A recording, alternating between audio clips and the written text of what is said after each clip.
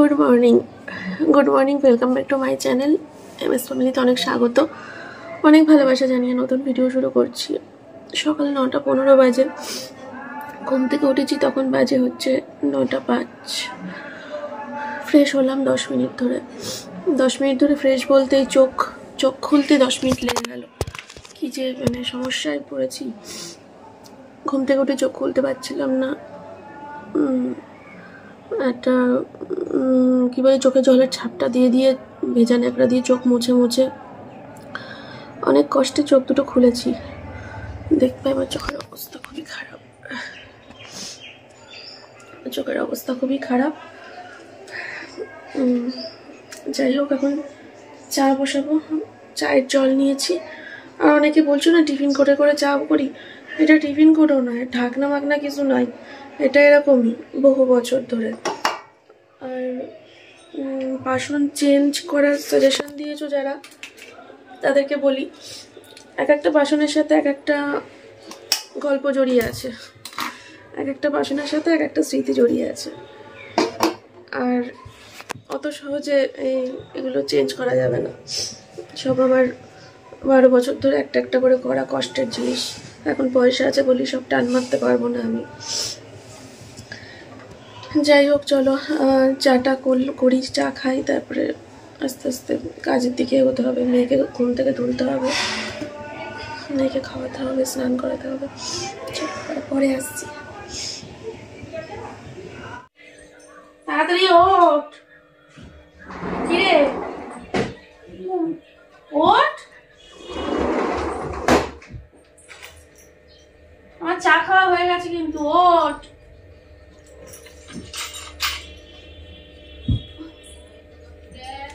কিরে ওঠ,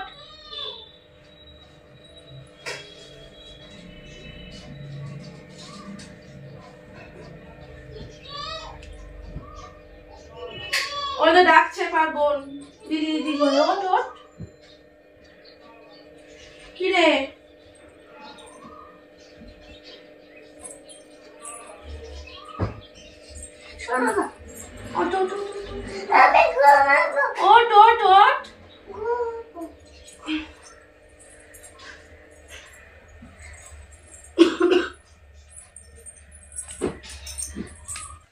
তো ফ্রেন্ডস, এই যে মেয়ের স্নান হয়ে গেছে, স্কুল ড্রেস পরে দিয়েছি। এখন আলু ভাজা দিয়ে ভাত খাওয়াবো, ঠিক আছে? এখন টাইম হচ্ছে 10:30 বাজে।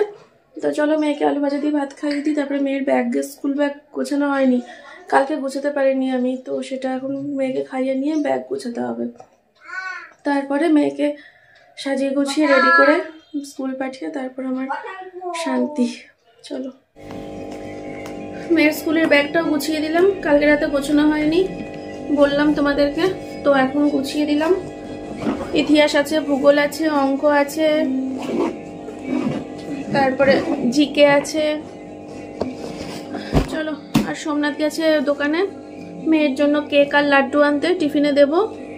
জলের বোতল দিয়ে দিলাম, রুমাল দিলাম, আর পেন্সিল বক্স। পিসি আবার কবে আসবে? পিসি আসবে আবার নারায়ণ পুজোর দিনে। দে পা দে, ওই পা নারায়ণ পুজোর দিনে আসবে পিসি। ঢোকা। জয় দাদুর বাড়ি যাবে, ভাই সবাই যাবে। তাই তো হচ্ছে। কেনার সময় তো ঠিকই ছিল জুতোটা, হঠাৎ করে টাইট হয়ে গেল কেন? দে ওই পা দে। তাই তো হচ্ছে। আচ্ছা, কিনে আনবো আবার জুতো ঠিক দেখে। নে পা ঢোকা। আজকেই কিন্তু আমি এখন কদিন বেরোবো না, আমার শরীর ভালো না।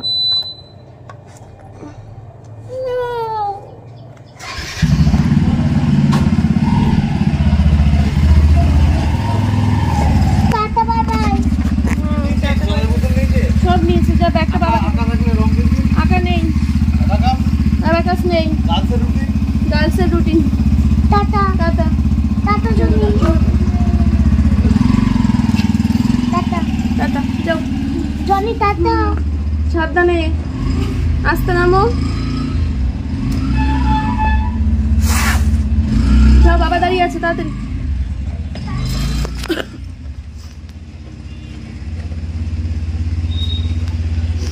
এই আজকে আমাদের ব্রেকফাস্টটা দেখে কেউ লোভ দেবে না তো? সত্যি করে বলো তো, কমেন্ট বক্সে লেখো তো আজকে ব্রেকফাস্টটা দেখে কেউ লোভ দিচ্ছ কি না। চলো দেখাই। এই হচ্ছে আজকে ব্রেকফাস্ট, দেখো। লোভ লাগছে কি? কমেন্ট করে বলো, ঠিক আছে? চলো খেয়ে নি দুজনা মিলে। জল ভরার কাজটা সোমনাথই করে, কিন্তু আজকে আমার রান্নার চাপ নেই, তার জন্য জল ভরছি। এই কি বলে অ্যাকোয়াগার্ড দিয়ে এত আস্তে আস্তে জল পড়ে না, জল ভরার কোনো ইচ্ছাই লাগে না, ভীষণ আস্তে আস্তে জল পড়ে, বিরক্তিকর ব্যাপার। আর ওদিকে গ্যাসে দুধ গরম বসিয়েছি, জনি খাবে, তার জন্য 4টে বোতল ভরে রেখে আসলাম, আর এখানে 3টে বোতল আছে, আর ঘরে মনে হয় 1টা বোতল আছে। বোতলগুলো সব ভরে নিই। আজকে ব্রেকফাস্টটা খুব সুন্দর হলো, খেয়ে পেটটা শান্তি হয়ে গেল। আর ঠান্ডা লেগেছে, এই পান্তা ভাত খাওয়ার জন্য আবার ঠান্ডাটা আরো বেড়ে যাবে, বুঝতে পারছি।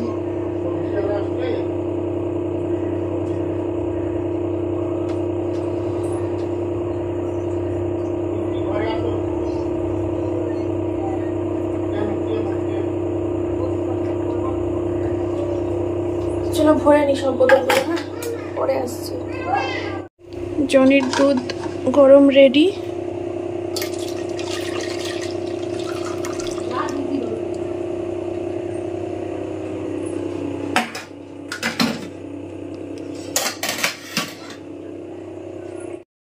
তো বন্ধুরা, আজকে হচ্ছে একাদশী, তার জন্য আজকে তাড়াহুড়ো করে শ্বশুরবাড়িতে গিয়ে রান্না করার ব্যাপারটা নেই আর কি। তো যা হবে এখানেই হবে, আর এখানে সেরকম কিছু হবে না। কালকে রাতে আমার বমি হচ্ছিল খুব, তার জন্য আমি কালকে রাতে ডিমের ঝোল খাইনি, তো সেটাই আজকে দুপুরে হয়ে যাবে। তো বলতে পারো একরকম রান্নাবান্না নেই। তো চলো ঝটাপট করে ঘরদোর ঝাড় দিয়ে পরিষ্কার করে তারপরে আমি যাব এখন স্নান করতে। স্নান টান করে তারপরে আমার কাজ শেষ। তো ওই মামা আর্থের কিছু প্রোডাক্টের ভিডিও শ্যুট করতে বসেছি।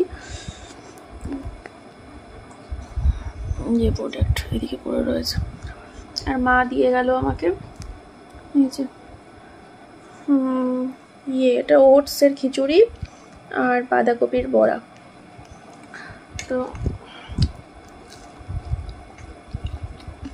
গরম গরম খাই, খেয়ে নিয়ে ভাবছি আজকে ছাদে গিয়ে স্নান করব। ছাদে রোদ্দুর আছে তো, আমার না বাথরুমে ঢুকলেই কেমন ভয় লাগছে, মনে হচ্ছে যেন খুব শীতে কষ্ট পাবো, এরকম একটা ফিলিংস হচ্ছে। ছাদে গিয়ে পোড়া খাখা রোদ, ওই রোদে বসে স্নান করব। চলো। সোমনাথ চলে গেছে মেয়েকে স্কুল থেকে আনতে, এখন 3টে বাজে। তো ছাদে গেছিলাম স্নান করব বলে, ছাদে এত রোদ্দুর, আমি জানতাম রোদ্দুর হবে, কিন্তু সেই পা পুড়ে যাওয়ার মতো অবস্থা, আর এমনিও ঠিক পজিশন পেলাম না। স্নান করে ঘর অবধি আসবো, ঘর দোর ভিজে যাবে। যাই বাথরুমে যাই, বাথরুমে গিয়ে গরম জল করি, গরম জল করে স্নান করি। আসলে আজকে একটু শ্যাম্পু করার দরকার, ওই বাড়িতে ধুলোবালির কাজ করেছি তো দুদিন ধরে, তো মাথায় ধুলো বসেছে, তার জন্য একটু শ্যাম্পু করার দরকার। তার জন্যই ভয় পাচ্ছি, কারণ আমার চোখের যা অবস্থা, তাতে করে হ্যাঁ কি করব, ভাল লাগছে না। তোর? আমার কিছুই ভালো লাগছে না, কিচ্ছু না।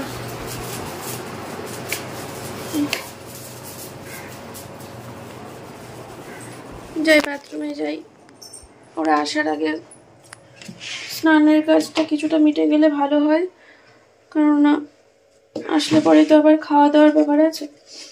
আজকে খাওয়া দাওয়া করে একটা ঘুমও দেবো আমি, বুঝতে পারছি, বিশাল একটা বড় সড়ো মোটা সোটা ঘুম দেবো। ব্র্যান্ড প্রমোশনের ব্যাপার না থাকলে আমি কাজল পরতাম না, জানো তো। আমার কাজল পরাটা ঠিক হলো না বোধহয়, এমনি সেই পাতা কাজল হয় না বাচ্চাদের পরায়, ওইগুলো পরা উচিত আমার এখন, ওতে চোখ ভালো থাকে। দেখেছো তো, গুগলি কিনলাম, গুগলি খেলাম, গুগলি খেলে নাকি চোখ ভালো হয়। আমার তো গুগলি খাওয়ার পরেই চোখের 12টা বাজলো, আমার আর গুগলি আর আমার মান সম্মান রাখলো না। চলো পরে আসছি। না, ফোনটা চার্জে বসাই, ফোনটা চার্জে বসাই। চলো পরে আসছি। তো বন্ধুরা, আমার স্নান হয়ে গেছে। আর কি বলে, সুস্মিতা তো আসলো না। সুস্মিতা প্রায় 1 মাস ধরে আমাকে ডেট খাওয়ালো। আজ না কাল, কাল না পরশু, পরশু না তরশু, সোমবার না মঙ্গলবার, মঙ্গলবার না বুধবার।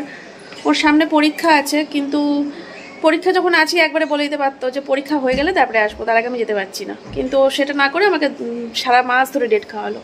ও আমার ভিডিওটা দেখলে আমাকে হয়তো এখন মানে এক্ষুনি ফোন করবে।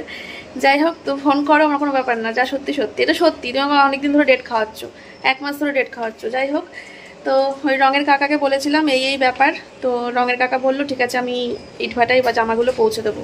তো রঙের কাকা ব্যাগ নিয়ে এসছে। আর সুস্মিতাকে একটা মেসেজ করে দেবো একটু পরে যে আমার ব্যবস্থা হয়ে গেছে। যাই হোক, চলো, প্রচুর জামা কাপড় তোমাদেরকে তো। হ্যাঁ আসো ওপরে, আমি অফ করছি ক্যামেরা।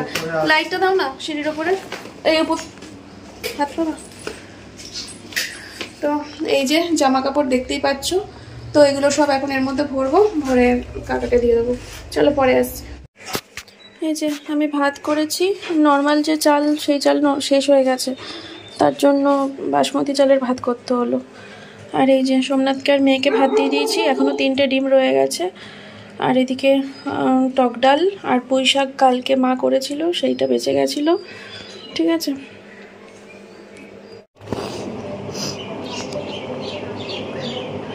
আমি কিন্তু কাঁদছি না। সোমনাথ গেছে হচ্ছে মেয়ের নাচ স্কুলে মিটিং আছে, সেখানে গেছে। আর খাওয়া দাওয়ার পর মেয়ে পাশের ঘরে শুয়েছে, আর আমি এই ঘরে শুলাম। আমার চোখের অবস্থা দেখো, আমি এই দিক করে মাথা দিয়ে এইভাবে শুয়েছিলাম, আর এখান দিয়ে হরর হরর হরর করে জল বেরিয়েই যাচ্ছে। আমি ভাবলাম তোমাদের সাথে শেয়ার করব, কিন্তু তার আগে আমি জল মুছে নিয়েছি। মুছে নেওয়ার পরও তারপরে যে চোখটা কেমন যেন লাগছে। ক্যামেরা অন করে দেখি তো, ক্যামেরা অন করে দেখি আমার চোখ। अरे भाई किसका चौक है ये?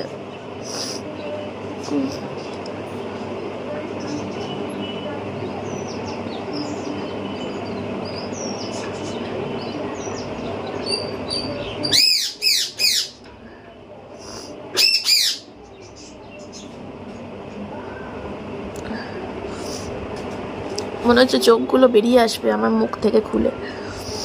অবস্থা দেখেছো? দাঁড়াও বাইরে যাই। এই দেখো আমার মুখের অবস্থা। আর এরকম হয়ে যাচ্ছে কেন আমি দেখতে? নিজেকে দেখে নিজের হাসি পাচ্ছে। অনেকে অনেকগুলো রোগের নাম বলেছো চোখের, কি সব বললে জানো? যাকে আমার কমেন্ট বক্সে 4-5খানা চোখের সমস্যার জন্য কমেন্ট এসছে, মানে এই জিনিসগুলো হয়ে থাকতে পারে। আর একটা ওই গ্যালাক্সি অফ কন্ট্রোভার্সি চ্যানেল থেকে বোনটা আমাকে মেসেজও মানে কমেন্টও করেছে, দেখলাম যে দিদি তুমি ইমিডিয়েটলি চোখের ডাক্তার দেখাও।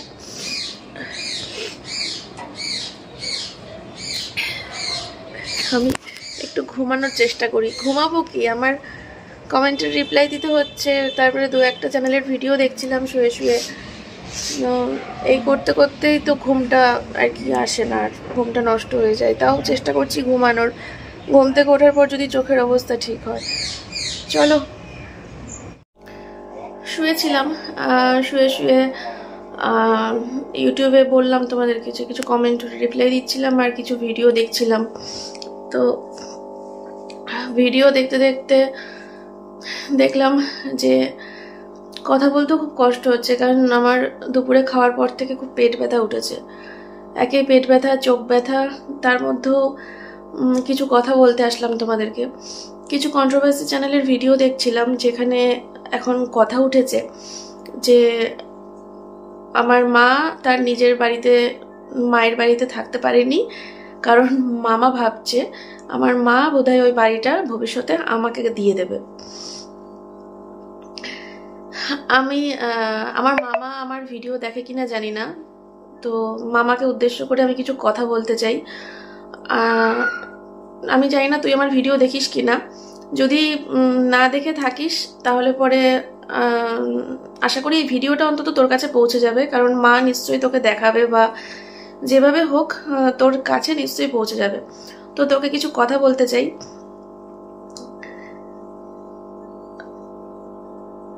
তোর কি মাথার সমস্যা আছে? তুই কি পাগল? আগে বল আমাকে, পাগল তুই? আমার এমএস ফ্যামিলি পরিবার ভাবতে পারে যে তোকে তুই তুকারি করছি কেন, তো তারা হয়তো জানে না, তাই তারা সেটা ভাবতে পারে। আমার ছোটবেলার খেলার সাথী ছিলিস তুই। আমার আমার ছোটবেলায় বেশিরভাগ টাইমটা তোর সাথে খেলা করেই কেটেছে। এপিট ওপিট কোলে বড় হয়েছি আমরা, দিদার কোলে মায়ের কোলে একসাথেই বড় হয়েছি। তো খুব ছোট থেকে জ্ঞান হওয়া থেকে তোকে তুই তুকারি করে বলে আসি। যাকে সেটা বাদ দে, তুই আমাকে একটা কথা বল, তোর কি মাথার ডিস্টার্ব আছে? তোর মাথায় এই চিন্তাটা আসলো কি করে?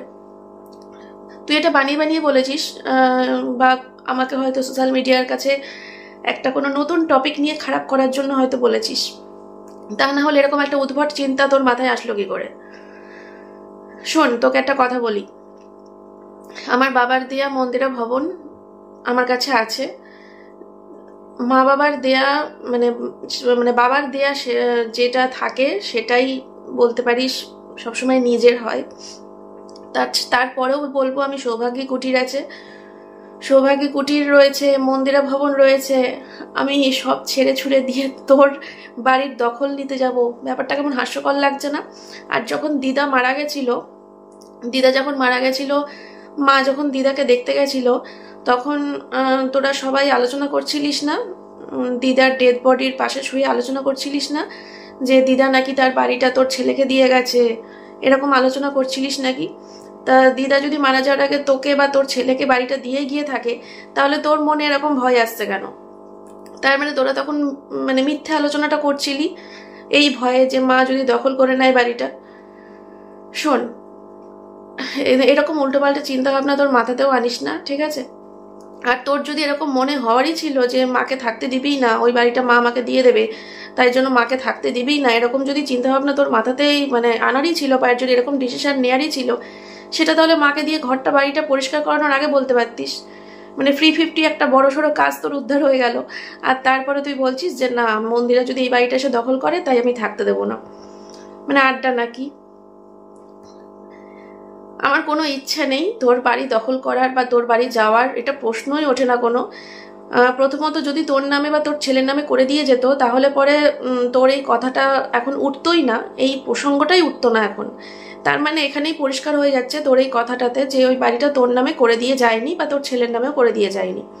যদি সেটাই হয়ে থাকে তাহলে পরে তো বলবো, আমার মায়ের যদি এখন ব্যাক সাপোর্ট থাকতো বা সেরকম বড় বড় হাত থাকতো চেনা জানা, তাহলে কোর্টের দ্বারস্থ হলে কিন্তু আইনত তুই ওই বাড়িতে আমার মাকে থাকতে দিতে বাধ্য, জানিস তো? থাকতে দিতে বাধ্য। আমি কোনোদিন মরতেও বহরমপুরে যাব না, আমার বহরমপুরে যাওয়ার কোনো ইচ্ছাও লাগেনি। তোর ওই বাড়িতে থাকা তো অনেক দূরের কথা, যাওয়া অনেক দূরের কথা, আর ভাগ নেওয়া অধিকার এগুলো তো কোনো প্রশ্নই ওঠে না। একটা মানে মানেহীন কথা বলছিস, কোনো মূল্যই নেই তোর এই কথাটার। সোজাসুজি বলে দিবি যে থাকতে দেবো না, এখানে আমার নাম নিয়ে টানাটানি করছিস কেন? যে মন্দিরা যদি থাকতে চায়, মন্দিরা যদি অধিকার দেখাতে আসে, বা তুই যদি মন্দিরাকে দিয়ে দিস, তোর মাথাতে এসব আসে কোথার থেকে? তোর যদি থাকতে নাই দেওয়ার হয় সেটা তুই সরাসরি বলে দে যে আমি থাকতে দেবো না, মাঝখান থেকে আমার নাম নিয়ে টানাটানি করবি না। আমি আমার এমএস ফ্যামিলি পুরো পরিবারের কাছে সবার সামনে আমি বলছি, আমি কোনোদিন বহরমপুরে যাবও না, কোনোদিন তোর বাড়িতে উঠবও না, কোনোদিন তোর বাড়ির ত্রিসীমানায় আমি যাব না, ঠিক আছে? আশা করি এরপরে তোর আমাকে নিয়ে অন্তত সন্দেহ থাকবে না, বা আমাকে নিয়ে কোনো ভয় থাকবে না যে দিদির নামে লিখে দিলে, সরি যে দিদিকে থাকতে দিলে দিদি যদি আবার তার মেয়েকে কখনো দিয়ে দেয় বাড়িটা।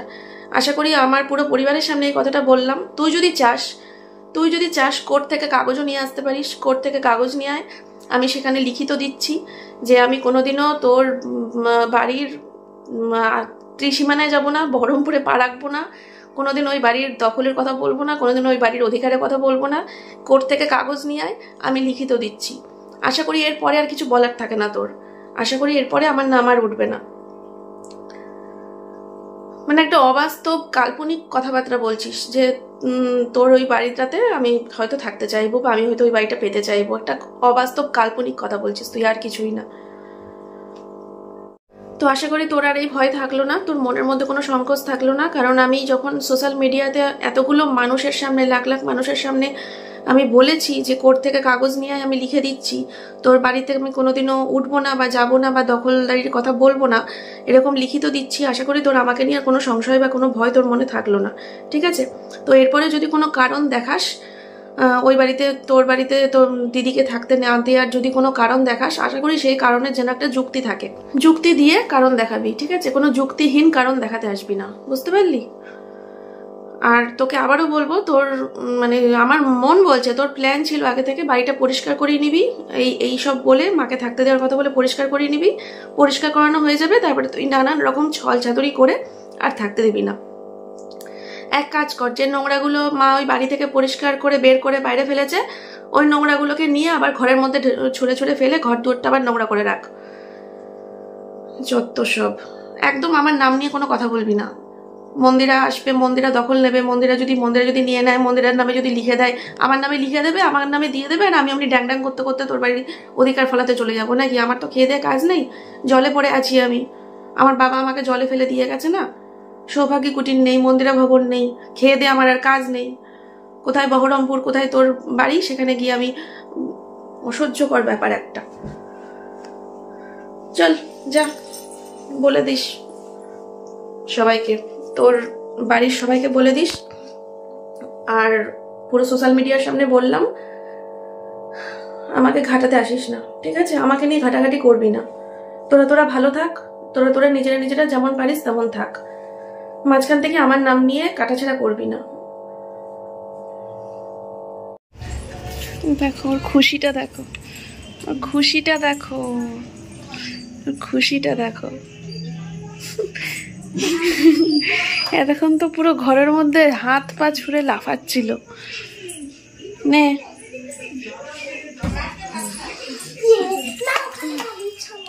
না, এখানে নিচে থাক। পাপাসে বসবি কেন? বিছানায় বস, নিচে থাক। কি অবস্থা!